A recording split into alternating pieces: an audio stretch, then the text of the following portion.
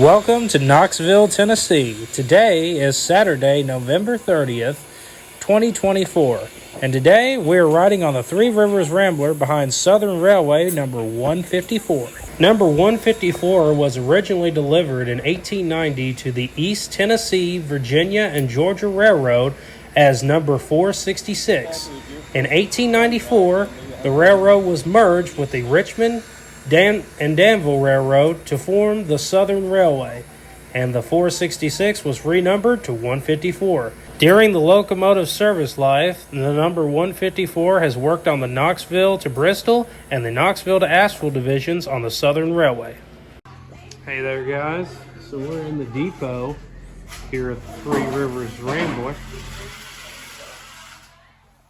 See some really cool old antiques.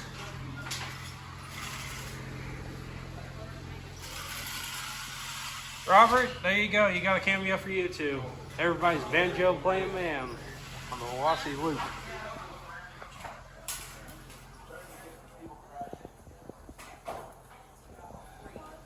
Say hello to YouTube, Emmett. Hello, YouTube. Ooh, we got something for the L&N here. That's cool. We got Knoxville bulletin board.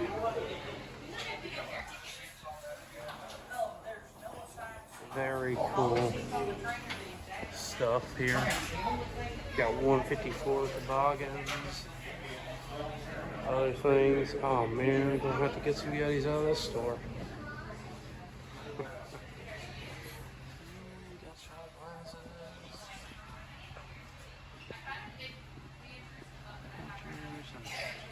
Other neat stuff here. So we got a number plate there. 203. And we ain't got one for the 154 here, but that's alright. This is the depot. Pretty cool place. See you on board. With a few short blasts of the whistle, we were underway. Now introducing our special guest narrator for this video, Mr. Emmett Bell. He was the first engineer on the Knoxville and Houston River Railroad, which is the line that we will be riding on today. And today our trip is leaving from the new Three Rivers Rambler Depot located in University Commons, close to downtown Knoxville. They moved here a couple of years ago from the original depot, which was down on the Knoxville riverfront, in a very tight location for parking. So this depot is a lot better for passengers.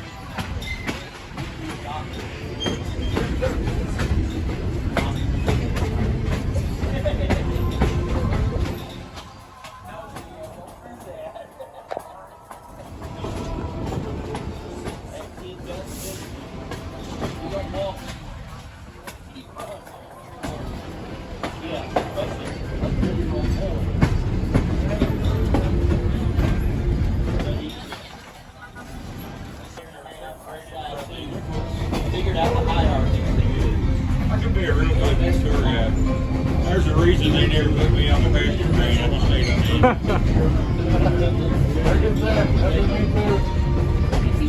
had one buddy that worked at Spencer. He used to walk there. And at this point, we're running right alongside Nayland Drive. And the big building you can see up front is Nayland Stadium, the University of Tennessee, where many of their glorious victories in sports has been won. And as soon as we get past that, we're going to be dropping downhill and crossing Nayland Avenue, and it'll start our run along the riverfront.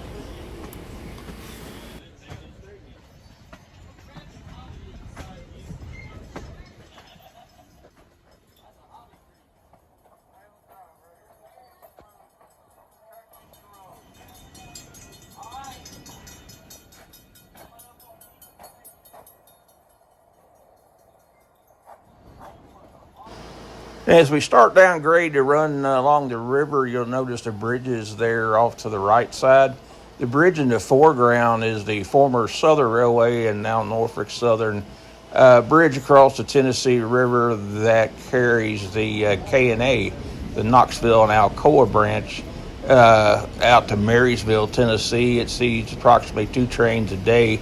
And the KXHR does use that bridge as well to access the South Knoxville spur. And behind that, the big concrete arch bridge is the Henley Street Bridge, which is a very historic structure. Not sure the date it was built, but it's been around for a long, long time. And it was rebuilt 2010 and 2011. It rebuilt back to its former glory.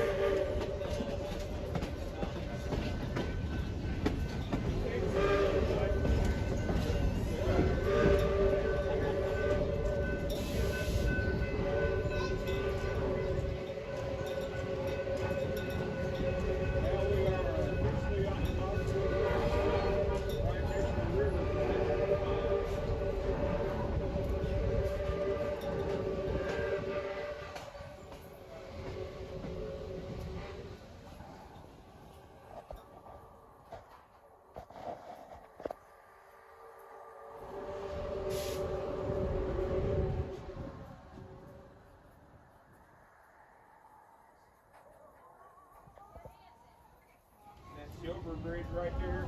Yeah. Is the NS Bridge on the K&A branch that goes to Marysville. Cool.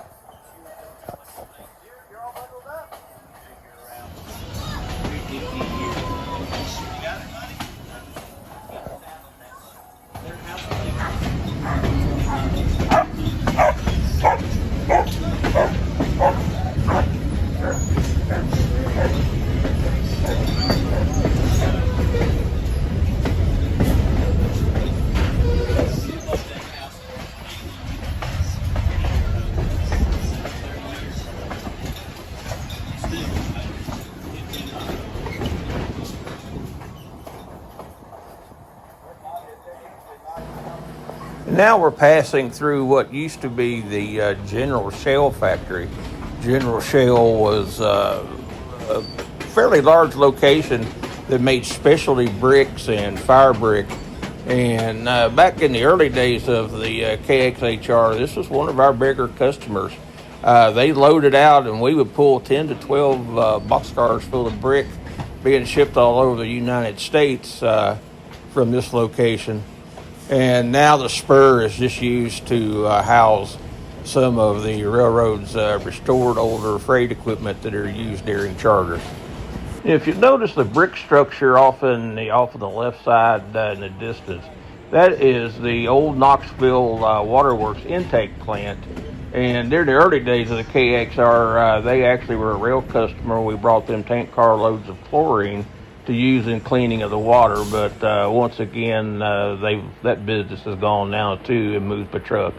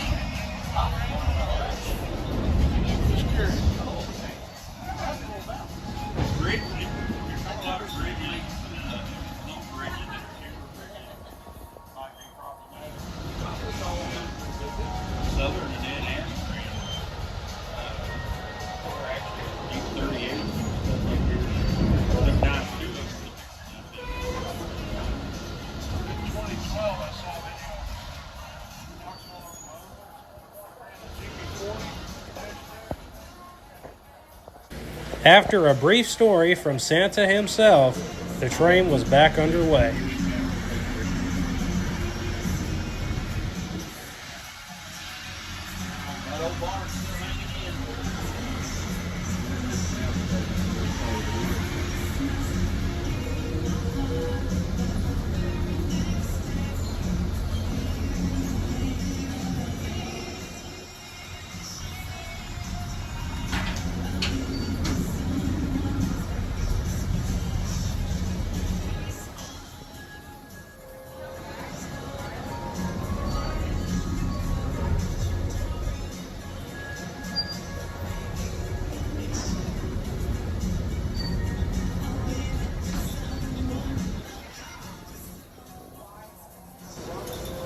At this point in their journey, we're starting to turn away from the Tennessee River and start upgrade for about a mile and a half. This is a ruling grade on the KXR main line, and it's actually to climb up to the bridge over the Holston River, which we'll be showing you in a few minutes. You can hear the steam engine working a little bit harder as this grade is quite steep, and sometimes played havoc with our freight trains when we had to take heavy trains out to the industrial parks at forks of the river.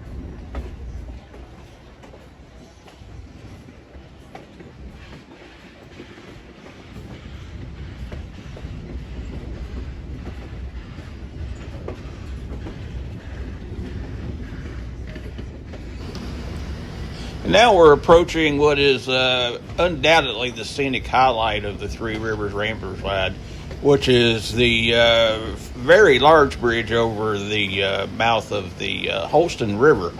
And this area we're passing through is the reason that the Three Rivers Rambler got its name, because right in this area is where the Holston River and the French Broad River meet the Tennessee River. Hence the name, the Three Rivers. And this bridge crosses the Holston River, and the Tennessee River is right off to the right of the train. And then we're still going upgrade all the way up through here, across the bridge up to a place called Marbledale.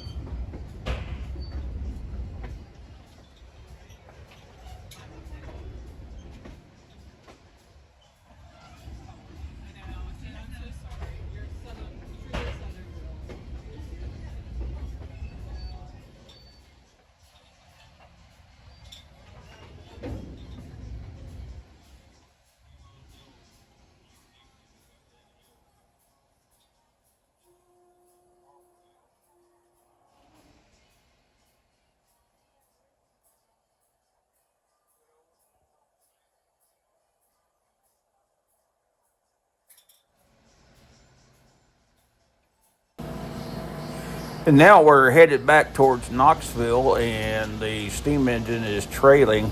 And Knoxville and Holston River GP9R number 2391 is leading our train back down the hill into Knoxville. And 2391 is kind of a historic locomotive for the Gulf and Ohio Railway, who owns the KXHR and several other short lines.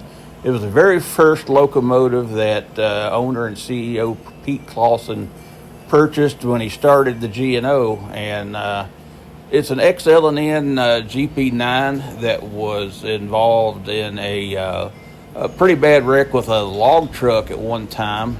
It was originally built as a high nose, and it was one of the first low nose conversions the L&N ever did. It was rebuilt in the South Louisville shops after that wreck came out as a low nose. And it's been on several of the G&O properties over the years. We had it on the Lexington, Ohio, where I worked for several years, and it was just one of my absolute favorite locomotives to run.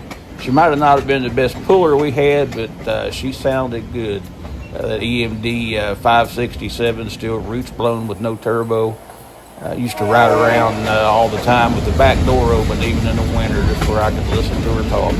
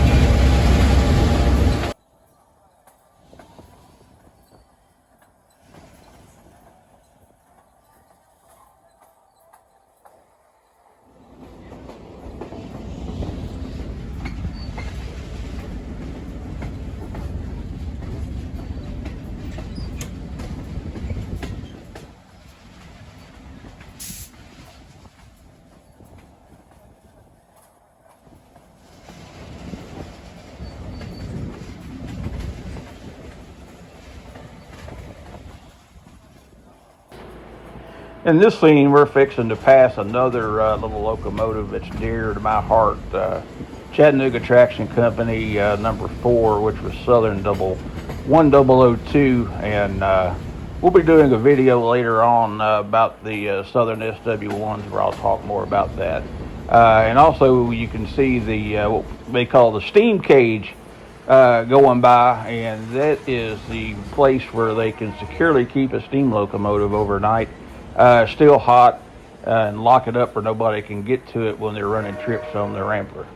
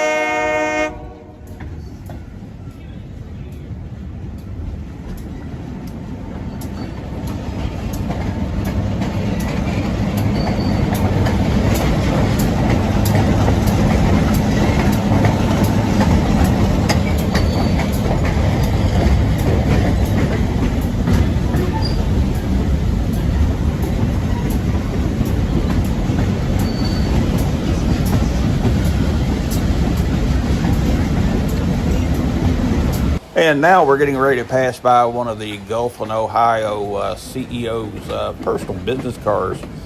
He owns 2, the Tennessee and the French Broad River, which are Amtrak compatible, and he uses them across the G&O system for customer relations.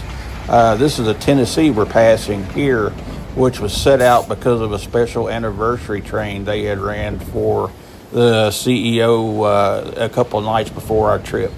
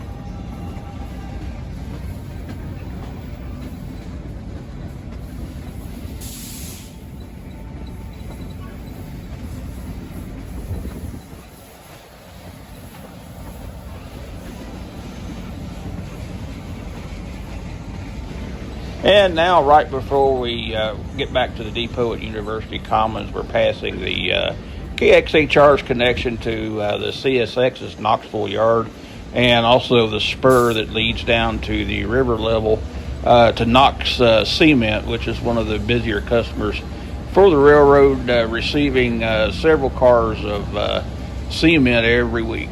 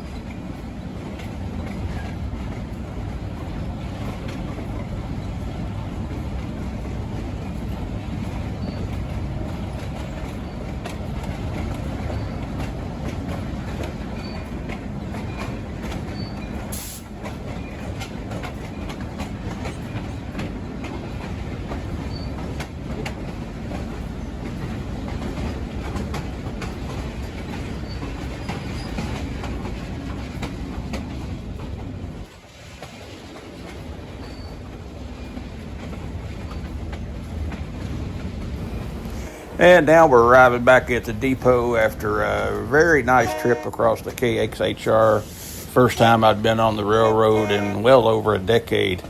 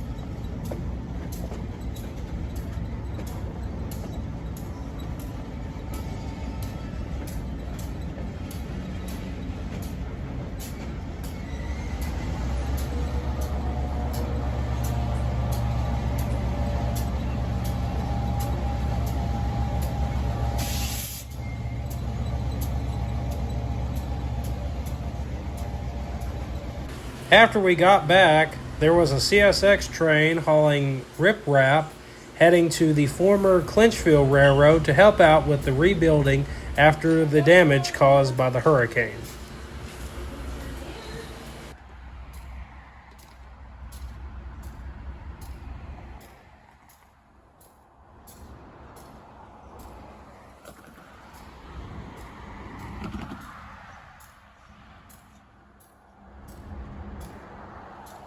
After the train ride, we waited at McWhorter Park for the last trip to come by.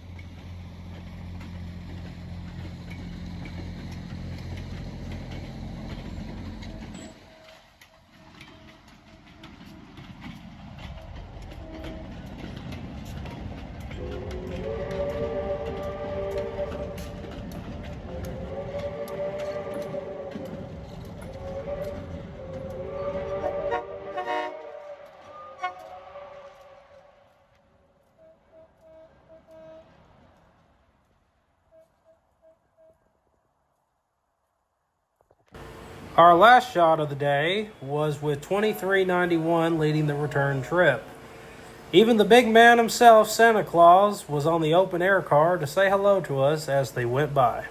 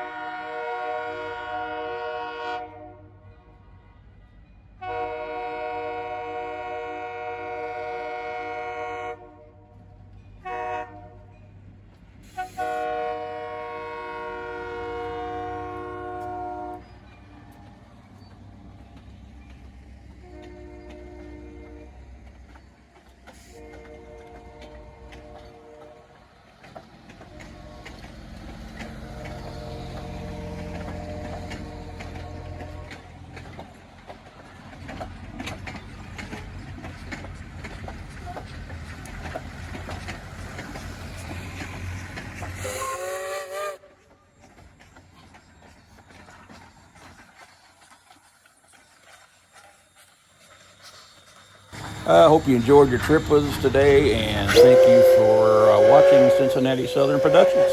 Also, special shout out and thank you to Emmett Bell for narrating this video. Also included at the tail end of this video are some very lovely group photos of all of us down at Knoxville. Thanks for watching, folks.